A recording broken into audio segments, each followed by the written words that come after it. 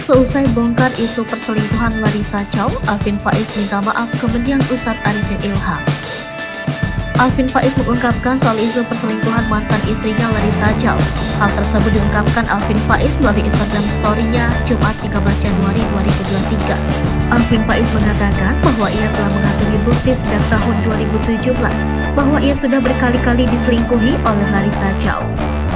Saya punya bukti sejak 2017, berkali-kali saya jadi selingkuhi, tulis Alvin Faiz dalam akun Instagram @alvin_411.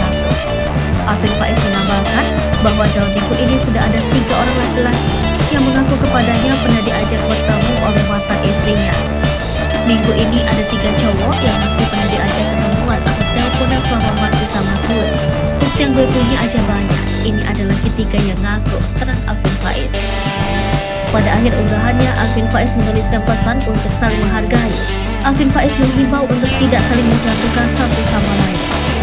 Selesai membuka aib Larissa Chow, Alvin Faiz lalu meminta maaf kepada mendiang ayahnya Ustadz Arifin Ilham. Ya Rob, ampuni hamba, Alvin banyak dosa, banyak hilang. Abi maafin Alvin belum bisa meneruskan dakwah Abi. Insya Allah Alvin tetap berusaha. Dan doa Alvin juga insya Allah harapkan dakwah Abi terus berjalan sampai akhirat kelak. Amin ya Rob, tulis Alvin Faiz.